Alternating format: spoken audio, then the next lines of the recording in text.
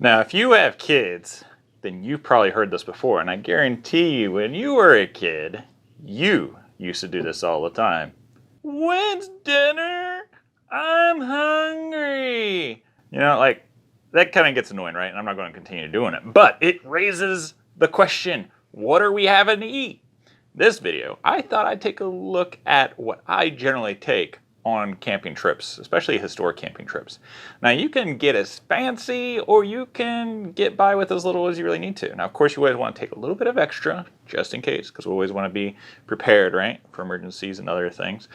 Maybe take some snacks. Now, if you have little kids, then you got to take more familiar type foods. But if you have a more mature palate, well, then you can get away with a little bit more and make do, if you will. And in my opinion, I think it increases the experience a little bit because creativity can be used, and that's pretty cool. Best part is, for some reason, it's like the magic of camping. Anything you cook outdoors over a fire is going to taste better than back at home. Don't know why. Everything tastes better. So, you're probably familiar with my pantry back here because it's like in every video, one way or the other, and it's slowly growing, right? And, even though my pantry is growing, it's the containers that's really making a difference. I always take the same food, but the containers, which is pretty cool, right? And that's the ambience, really makes a difference when you do a living history encampment. Or if you got everything else that's historical or vintage, having things that look historical and vintage, I think adds to the ambience. And that's pretty cool. So, I'm going to start stacking things up over here, and we're going to go through and suggestions of what I take on a weekend trip, and you can adjust to your own palate. Here we go. Now, if I'm going backpacking, a lot of this stuff I'll actually reduce into smaller portions and sizes. When I go with my troop and my patrol, then I try not to take too much extra because every person is expected to carry their own weight, to carry their own food. Now, when it's my family, especially for my little daughter who's like 6 years old, then I got to take on the weight, right? But if you're going individually, or if you're thinking about how you may be going with a group of people, a small group of people, you can adjust this, of course, to portions. Don't take, a full big bag of rice that you may only need, 1 cup instead of a pound or 2 pounds. That's a lot of extra weight. All right, so we're going to start over here on this side, and then we're going to work our way down. And again, this is just to give you an idea of things that I like to take, and then you can adjust proportions based on your own needs. And I'll give you some tips and tricks as we go through. So I always take my meat ration in this type of bag here.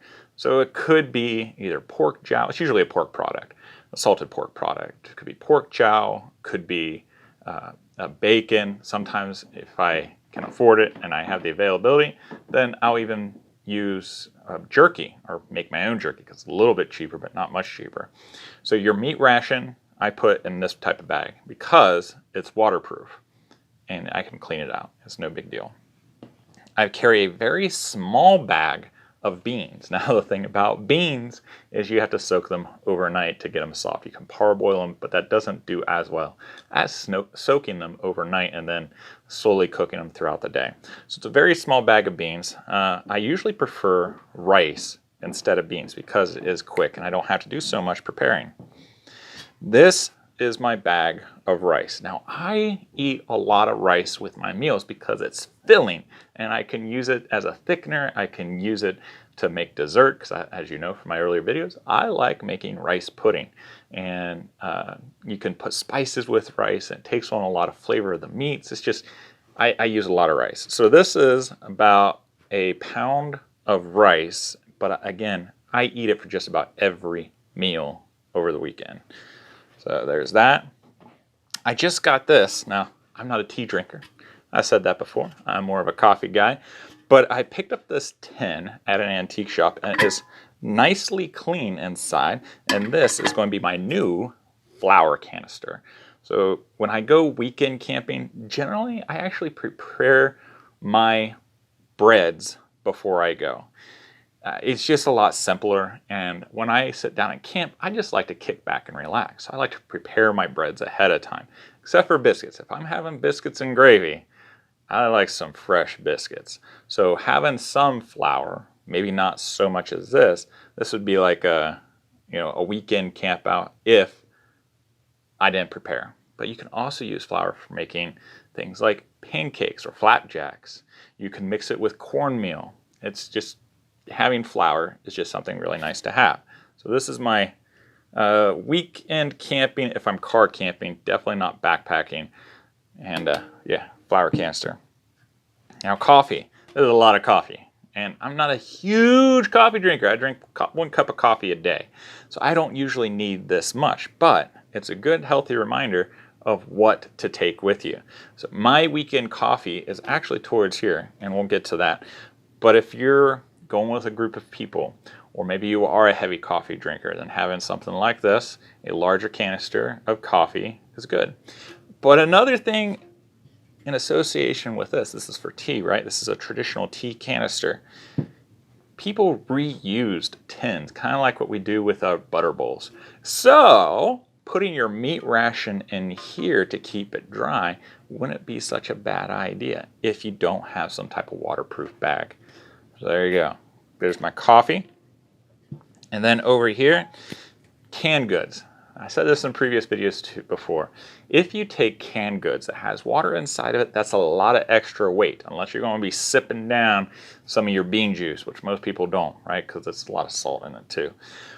But having canisters of maybe something like refried beans, which still has a lot of water weight, but there's not a lot of wasted space. That's a lot of good calories that you can use, right?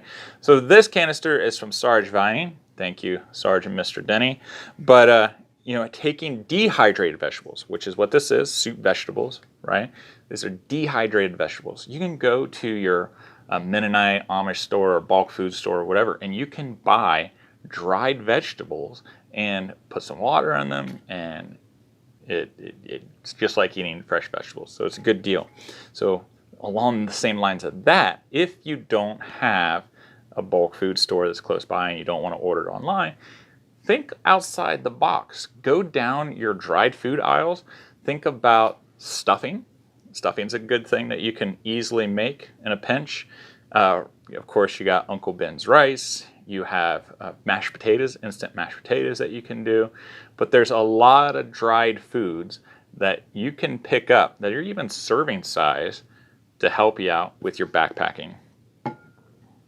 And this is pea soup. Again, going back to this, but think about gravy mixes. So some of us may not be able to make gravy, but gravy mixes add a lot of flavor to dishes. So if you have pork, or if you have maybe a can of beef, you can take a gravy mix and put that in with your canned beef, and it's a really delicious, good backpacking meal.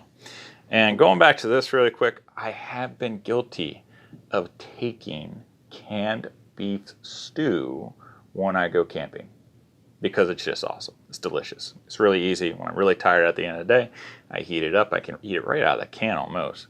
Not a good idea to heat it in the can, but you get my point, right?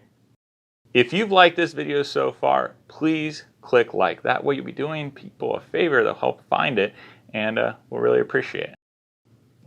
So this one here, now these are my different spices. This is baking powder, so you put that with flour, and you can make yourself some biscuits, you can make yourself some flapjacks, you can put it with cornmeal and make hoe cakes, stuff like that. This is cream of tartar. Now back in the day, cream of tartar was used with baking soda to make baking powder, but cream of tartar is a really nice thickener if you want to. But again, if you take some rice, or you take some instant mashed potatoes and you don't make your mashed potatoes super thick, instant mashed potatoes makes a good soup thickener as well. And then you get those good healthy calories. And this is cinnamon. I love cinnamon because for breakfast, I like to mix it with my rice, and I make a rice pudding. Or when I take oatmeal, I'll mix it with my oatmeal. And if I want to make some cookies using the flour and the baking powder, I can make myself some really basic snickerdoodles, right? So having cinnamon just to add a little bit of flavor is really nice. And this is ginger. Ginger is actually really good for the stomach. It's kind of medicinal. Taking some ginger to add a little bit of extra flavor to your foods is pretty nice, but it also has some health benefits as well. And then cocoa. Now, with the cocoa, I kind of combine it with a couple other things to make a really simple hot cocoa. In my personal coffee kit, which is here, this is my personal coffee kit. I keep all of these things in one bag, so this is my hot drink setup, if you will. So if I have my hot cocoa, I have my creamer, or you can use instant milk, right? So I keep a little canister of creamer, because I don't use a whole lot of it with my things, and put it with some sugar, some water, and I got myself some hot cocoa. And it's actually really, really good. But then in this canister, I have my coffee. And this really holds a weekend's worth of coffee for me. But again, I drink it like once a day, maybe twice if it's pretty cold. But on most cold days, I'll drink this in the morning, and then later in the day, I'll stick with my cocoa and get me that sugar fix. That way I got my extra energy. And then over here, these canisters are things that either you can reduce some of this stuff or keep some extras. And one of these, I always keep either butter or I keep lard, because that's going to be my for my biscuits, or it might be the base that I use to fry my foods in, right? So always keep a canister of butter or lard. Now you got to be careful, because especially during warmer months, what's going to happen to that stuff? It's going to kind of liquefy. So you got to be kind of smart in how you do it. Use a screw cap canister, or use good old-fashioned old school duct tape, like medical tape, or regular duct tape if you don't care about the historic stuff. That way it keeps it nice and closed. You can use it back up. And then these other two, I like to use these canisters again for foods that I may want to break apart. So I can buy a big box of instant mashed potatoes, and I can fill this up, and that gives me 2 servings of mashed potatoes in one of these. And then over here, if there's something else that I want to make that's pre-mixed, like biscuit mix. Again, I like to have my biscuits pretty fresh. I like to have them hot. So instead of pre-making my biscuits, I'll make a pre-mix and keep it in this. That way when I get to the campsite, all I have to do is just add a little bit of water, pat them out, and then I have my weekend biscuits. So that's another hint that I can suggest to you when you go backpacking or weekend camping. Because the more you prepare ahead of time, that's less work that you have to do at the camp. So try to do things ahead. That way you can actually sit back and relax. Unless you really love spending time and cooking. If that's part of your favorite pastimes, then by all means, do it that way. But for me, I like to pre-mix stuff. That way I can sit back, relax, enjoy the fire. And when I'm camping with people, I can enjoy the conversation. And I'm not so worried about spending all my time in preparing my meal. Another thing that I like to do is I like to hard boil my eggs. And I'll put that in something, and I'll wrap it up, of course, but put in like my cup surrounded by my camp towel or something else. That way they don't break. But hard-boiled eggs is a great thing to use if you don't want to spend the extra money on powdered eggs, because powdered eggs is kind of expensive. It was historical though. In fact, a lot of recipes that I find use powdered eggs, but today they're really expensive. I mean, even just raw eggs are kind of expensive. So having another canister like this for powdered eggs, because 1 tablespoon per equals 1 egg. 1 tablespoon equals 1 egg. So you can think about, that's a lot of eggs that you can fit in here, and just add a little bit of water. Now, I also keep a small seasoning kit, usually with my drink kit or my personal kit, in case I don't want to dig in down here. So I always carry, of course, cinnamon, a little personal one of cinnamon, salt.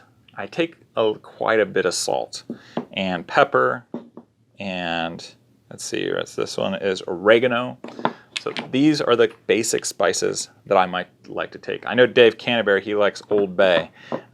So if you have a special spice mix that's commercial, but you don't want to take the whole canister, then doing something like this, which I just took a dowel rod and I drilled out the center, and then I went to, I think, Hobby Lobby or Michael's or Joann Fabrics. I got these corks anyways, and that's my spice kit, and that gets me by for the weekend. It's really lightweight, it's very durable, and these corks have never fallen out. All right, I hope you liked this video. If you did, please click like. That way other people find it. We really appreciate it, and I'm sure they will as well. Make sure to check my description box below, because in my description I have all my different links, including my website. You can sign up for my monthly newsletter, and there's the links to my podcast and all that other information. Of course, all my my favorite things that I like to use when I go camping. If you are interested in some of my cooking videos, that way you can use this stuff, check this playlist here. If you're interested in my inspirational playlist, take a look at this one. I hope you guys have a wonderful weekend. Give a kiss and hug to your loved ones, and I will see you guys next time. Take care.